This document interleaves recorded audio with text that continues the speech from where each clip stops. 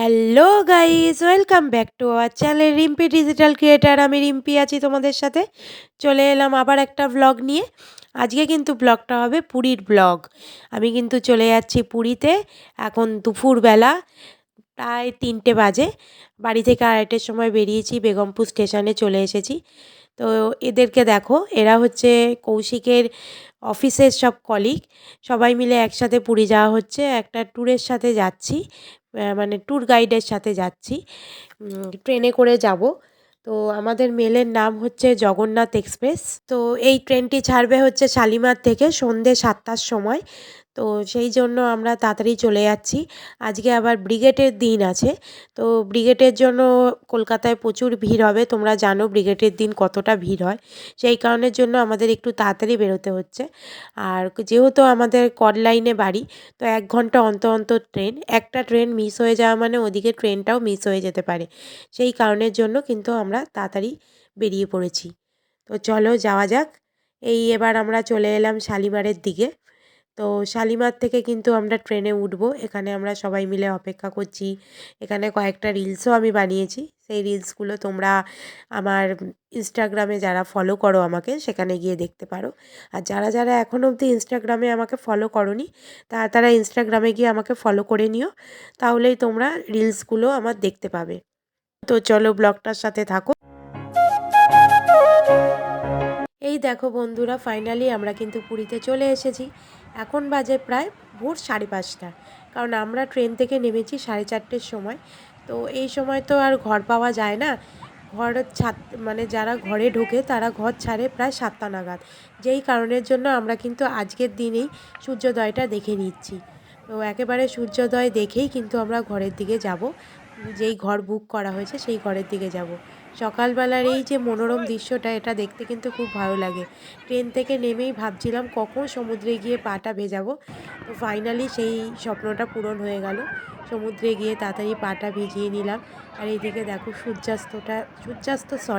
সূর্যোদয়টা এরকমভাবে উঠছে। তো সেটাও তোমাদেরকে একটু দেখাই, তোমরাও একটু দেখো।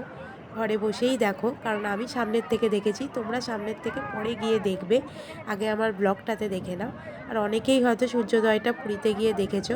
আর যারা এখনও দেখোনি, তারা গিয়ে আমার ব্লগটা থেকে দেখে আসো। খুব মনোরম দৃশ্য কিন্তু এটা।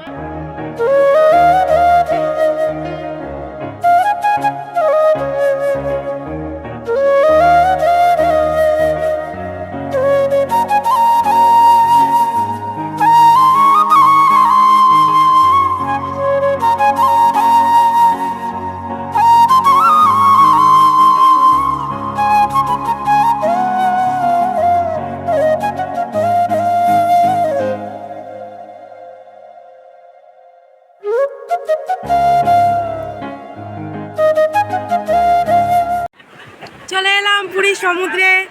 বারবার আসি, এই নিয়ে 4বার আসছি। যতবার আমাকে জগন্নাথ নিয়ে আসবে ততবারই আমি আসবো। পুরীর একটা আনন্দই আলাদা, তার প্রত্যেক বছরই চেষ্টা করবো আসার, যতদিন বাঁচব। সকালের এই সমুদ্রের ঢেউটা কত সুন্দর লাগছে দেখো। এই সময় যে ঢেউটা দেয় খুব সুন্দর লাগে কিন্তু। তো চলো, আমি এবার ঘরের দিকে চলে যাব। আজকে কিন্তু সারাদিনে আর সমুদ্রের দিকে আসবো না, কারণ আমি একটা দরকারি পুজো দেওয়ার আছে। সেই পুজোটা আমি আজকেই দেব মনে করেছি। তো সেই জন্য মন্দিরের দিকে চলে যাব। আবার কিন্তু বিকালের দিকে আমি সমুদ্রের দিকে আসবো। সারাদিনে কিন্তু আর সমুদ্রের দিকে আসছি না। তো চলো বিকালের দিকে আবার তোমাদের সাথে দেখা হচ্ছে। বিকালের সমুদ্রটা দেখো কেমন উতাল পাতাল করছে, চারিদিক অন্ধকার, তার মধ্যে সমুদ্রের গর্জন। এখানে বসে আমরা দুজনে একটু টাইম স্পেন্ড করেছিলাম। তারপরে এদিকে দেখলাম একটা ছেলে খুব সুন্দর বালি দিয়ে মূর্তি বানাচ্ছে। তো সেটা তোমাদের সাথে একটু শেয়ার করলাম। ভালো লাগলে সবাই কিন্তু একটুখানি কমেন্ট করে জানিও। চলে এসেছি দ্বিতীয় দিনের ব্লগ নিয়ে। আজকে কিন্তু পুরীতে আমাদের দ্বিতীয় দিন। তো দ্বিতীয় দিনে আমরা কী কী ঘুরবো, কী কী মজা করবো, সেগুলো তোমাদের সাথে শেয়ার করবো। প্রথম দিনের ব্লগে বেশি কিছু দেখাতে পারিনি, কারণ জানোই একটা জার্নি করে আসার থাকে, তার ফলে সমস্ত কিছু দেখানো সম্ভব হয়ে ওঠে না। সেই কারণের জন্য আমি প্রথম ব্লগটা সেরকম কিছু দেখাতে পারিনি, তবে দ্বিতীয় ব্লগে সবটাই তোমাদেরকে দেখাবো। ব্লগটা আমি এখান থেকে স্টার্ট করছি। আমার সাথে থাকো, দেখতে থাকো, সমস্ত কিছুটাই দেখতে পাবে। তো চলো তোমার সাথে থাকো। প্রথমে আমরা চলে এলাম পুরুষোত্তম গৌড়ীয় মঠ। যে পুরুষোত্তম গৌড়ীয় মঠটি ইসকন মঠের ঠিক অপোজিট সাইড। এবং কাকাতুয়ার পাশে। এবং তোমরা দেখো ভেতরে রাধাকৃষ্ণের বিগ্রহটা কত সুন্দর লাগছে।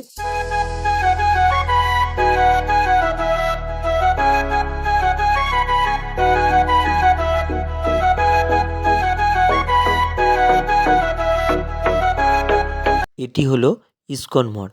যে ইসকন মঠ আমরা ওয়েস্ট বেঙ্গলে মায়াপুরে দেখেছি, বড় ইসকন মঠ, কিন্তু এটা ছোট উড়িষ্যায় পুরীতে অবস্থিত ইসকন মঠ। এই ইসকন মঠটি কিন্তু এই পুরুষোত্তম মঠের ঠিক অপোজিট সাইড। তো এখানে ক্যামেরা অ্যালাউ নেই, তোমাদের প্রথমেই বলে রাখি, কিন্তু এখানে কর্তৃপক্ষের থেকে আমি অনুমতি নিয়ে তবে এই ভিডিওটি করেছি। দেখো তোমাদের মঠটি কেমন লাগে।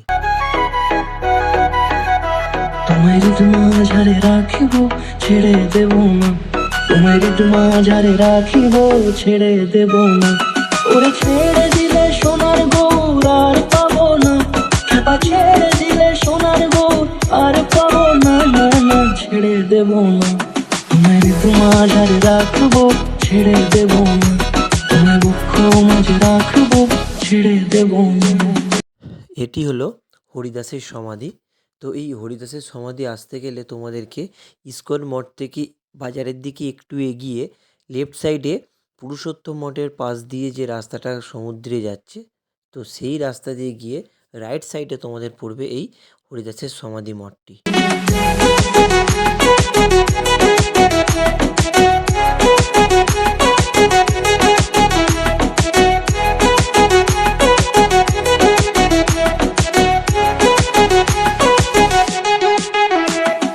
যাব ব্রজের কুলে কুলে,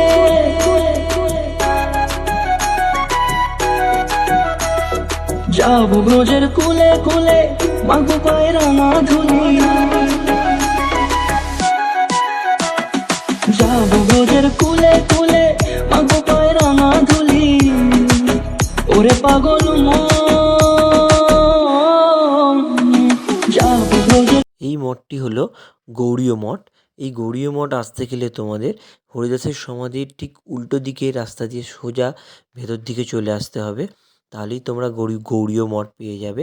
তো এই গৌড়ীয় মঠের ভেতরে কোনো ক্যামেরা অ্যালাউ নেই, আমরা চেষ্টা করেও বলে রিকোয়েস্ট করেও কিছু হয়নি, তাই আমি বাইরে থেকে যতটা পারলাম তোমাদেরকে দেখালাম।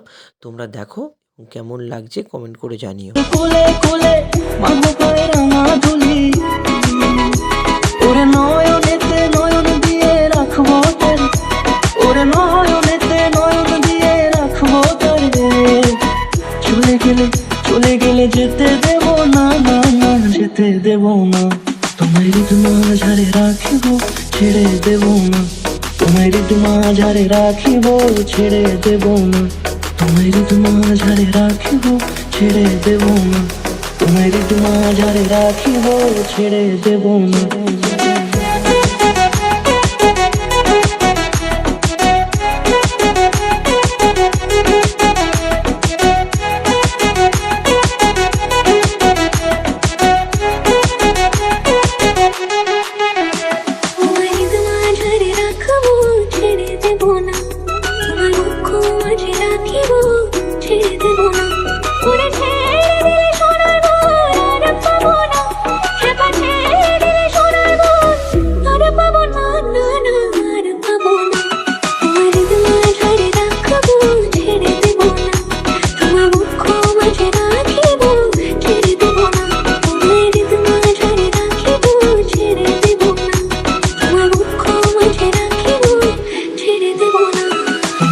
বিমলা মন্দিরটা দেখাতে দেখাতেই আমি কিন্তু আজকের ব্লগটা শেষ করছি।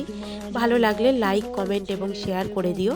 আর সবার আগে নোটিফিকেশানটা পাওয়ার জন্য বেল আইকনটা অবশ্যই ক্লিক করে দিও। আর দ্বিতীয় পার্টের জন্য কিন্তু সবাই ওয়েট করো, দ্বিতীয় পার্টটা খুব তাড়াতাড়ি আসছে। আর হ্যাঁ, একটা কথা বলি, তোমরা কিন্তু সাবস্ক্রাইব করছো না, প্লিজ প্লিজ প্লিজ একটু সাবস্ক্রাইব করে দিও। অনেক কষ্টে তোমাদেরকে আনন্দ দেওয়ার জন্য, মজা দেওয়ার জন্য আমি অনেক কষ্ট করে ব্লগগুলো বানাচ্ছি। তো চাই আমি যে তোমরা ব্লগগুলোতে একটু দেখে সাবস্ক্রাইব করে দাও প্লিজ।